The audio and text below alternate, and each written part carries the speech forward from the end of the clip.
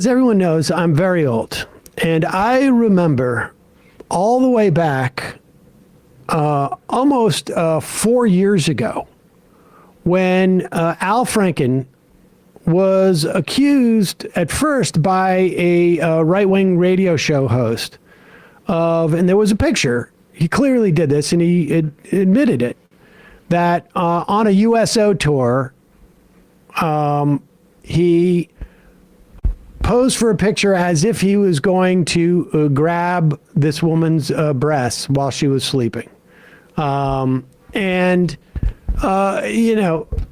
People can make their own assessments as to how inappropriate or appropriate it is based upon their, performing relationship and whatnot.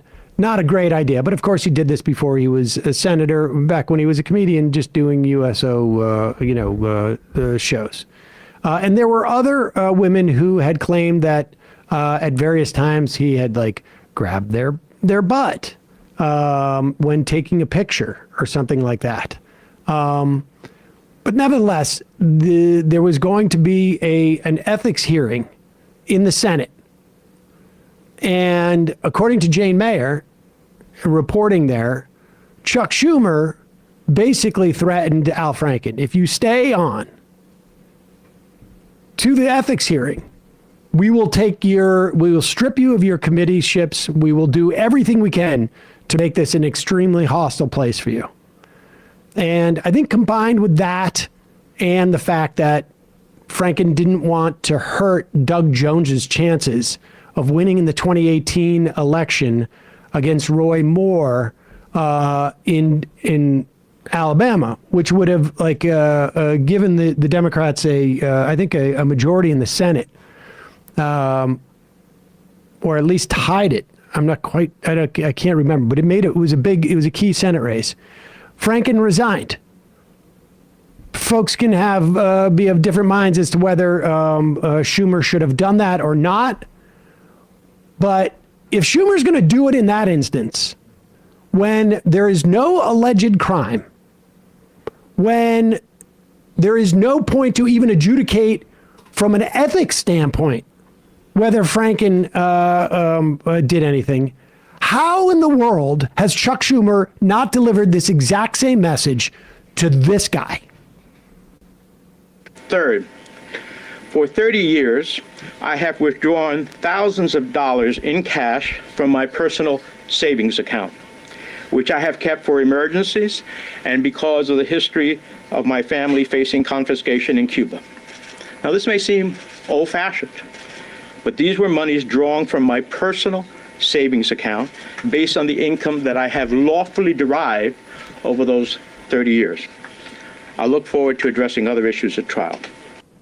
All right, first off, you notice he said facing about his family. Play that again, because this is an important distinction, because apparently his parents did not have their money confiscated. But regardless, even if you are to believe that, depression babies who grow up and they're very frugal and they save because they grew up during the Depression. Yeah, put the cash under the mattress because it could get taken away. But that does not pass the smell test here. And let's be also clear, there are a lot of Jews coming out of the Holocaust, and my family was one of these. I mean, we didn't have anybody direct survivors, but there was a mentality of always keep your passport ready. Mm-hmm. That was one of the things as a kid, always the passport. Everybody has to have a passport. It has to be up to date, have to be ready to go in a moment's notice. But what kind of emergency are you going to be hit with where you're going to need $480,000 in cash? The ghost of Castro's coming to the United States still after the Menendez family after all these years. Also, the family left under Batista. They did. Years before Castro. Yeah. Okay, yeah. So they were facing it had they been there. Theoretically. But even if he had that neuroses, I'm sorry, the guy's head of the banking committee. Yeah. I think he knows that maybe all I need is $200,000 in cash or 150 in cash for that emergency. How about the Mercedes-Benz and the gold bars? Well, the gold bars, because he didn't seem to address that. No. But the bottom line is, and so right now, the count is Fetterman was the first person to come out in the Senate. The entire federal, what do you call that? A group of federal legislatures coming out of New Jersey have called for his resignation. Booker just did it today, like hours ago. Fetterman was the first because he hasn't been in the Senate long enough to actually give a crap about the idea of like, we must our, fellow senators. But again, Chuck Schumer went and threatened Al Franken for no criminal charges. Let's be clear. There was no indictment, no charges, no accusations that he had done anything criminal by any of the so-called, accusers. And these are federal, and this is a federal indictment with a lot of evidence. And it's not the first time he has been in trouble for corruption-related offenses. This is the second time in 10 years. We're talking about history today, first sitting U.S. president to go to a picket line. Bob Menendez right there is the first sitting United States senator to be charged twice on different counts, not related to one another. And let's also be clear on what the accusations are here. The accusations are that he's taking bribes essentially to do the bidding of Egypt, of a foreign country. Like right there should be like a pause. Let's put it this way.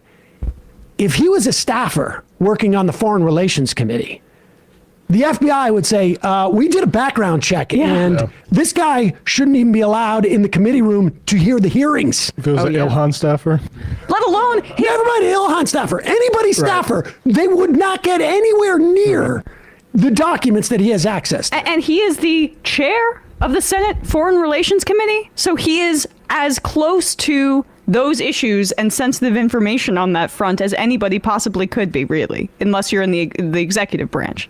Every day that Chuck Schumer and the members of the Senate think they can get away with not calling for this guy's resignation is a delusion that honestly is as much of a sign of dementia as anything else. And Bradley made this point before the show. It was a really good one. If the Democrats want to run on how Trump is corrupt and you're unable 100%. to trust him, given the litany of charges against him, every day that he remains in the Senate is cutting against that narrative for 24. Totally.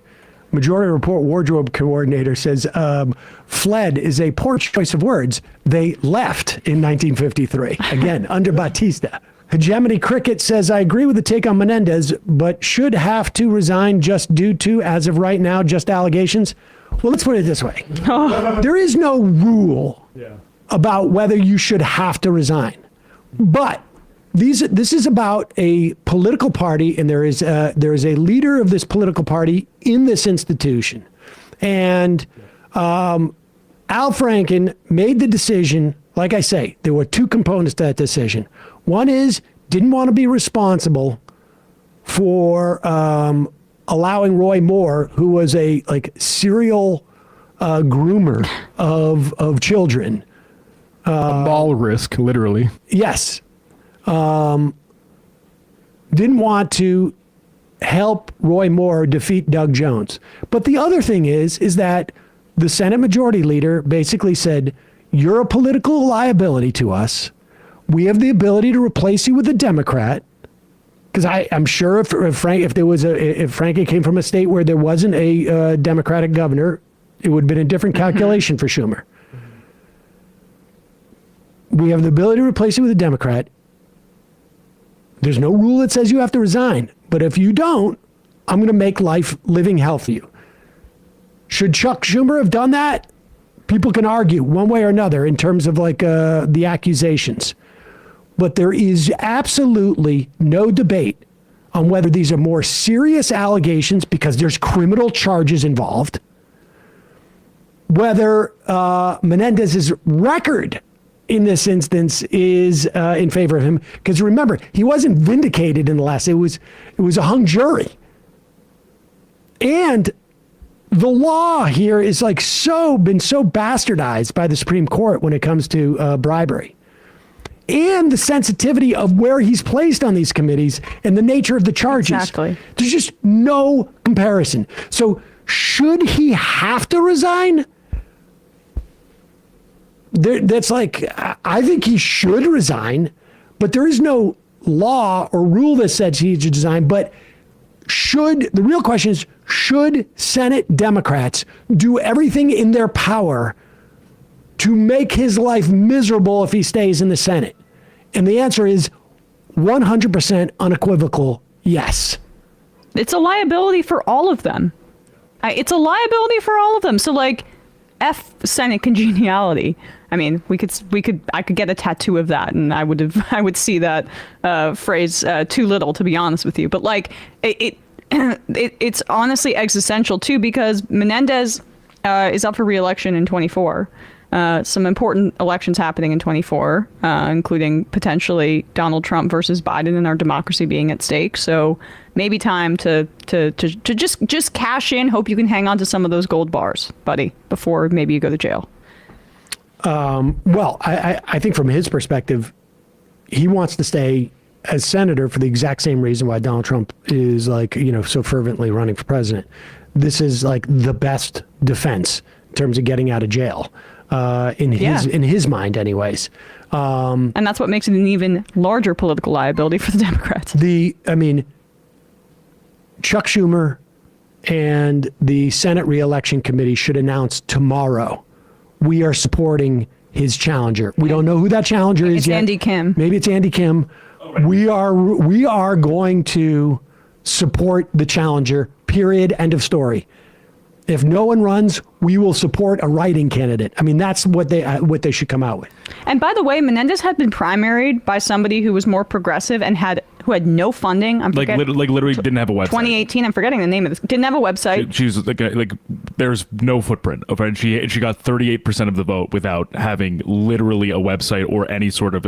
She didn't even. If I'm not mistaken, she didn't file an FEC, like a public expenditure report. Yeah, that's the appetite in New Jersey. You could put a blank space against Bob Menendez and get at least 40% against him. I mean, and that's just the frickin' Senate and their stupid pageantry has zero connection to how actual people feel. Like, but Bradley and I are both from New Jersey, and I have had constant conversations with people being like, that guy's a crook, right? I mean, it's well known. Just get him out. There's no downside. Phil Murphy's a Democratic governor. He'll appoint somebody. Boom.